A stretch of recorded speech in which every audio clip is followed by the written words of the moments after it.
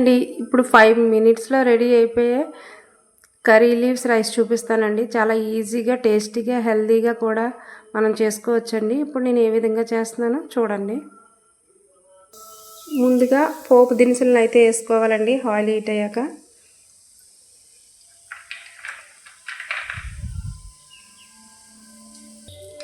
తర్వాత పల్లీలు, జీడిపప్పు వేసుకోవాలండి. జీడిపప్పు మన దగ్గర ఉంటే వేసుకుంటాం, లేకపోతే లేదండి.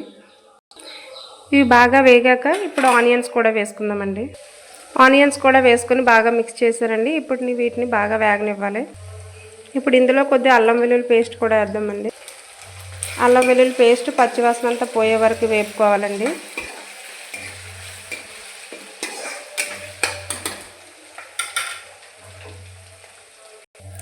ఇప్పుడు ఇది వేగిపోయి కదండి, ముందుగా మనం కరివేపాకుని మిక్సీ చేసి పెట్టుకున్నాం కదండి, ఇప్పుడు ఆ జ్యూస్ని ఇందులో వేయాలండి.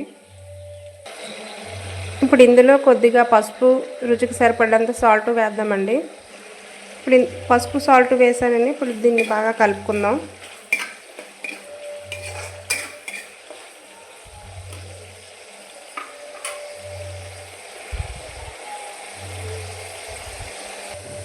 ఇప్పుడు ఇందులో మనకు కావాల్సినంత రైస్ వేసుకుందామండి.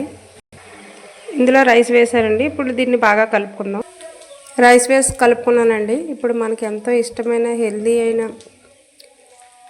కర్రీ లీవ్స్ రైస్ రెడీ అయిపోయిందండి. ఇప్పుడు ఒక ప్లేట్లో ఇదిగోండి మన కర్రీ లీవ్స్ రెడీ అయిపోయింది. కర్రీ లీవ్ రైస్ 5 మినిట్స్లో అయిపోద్దండి. చాలా ఈజీ, చాలా టేస్టీ, చాలా హెల్దీ కూడానండి.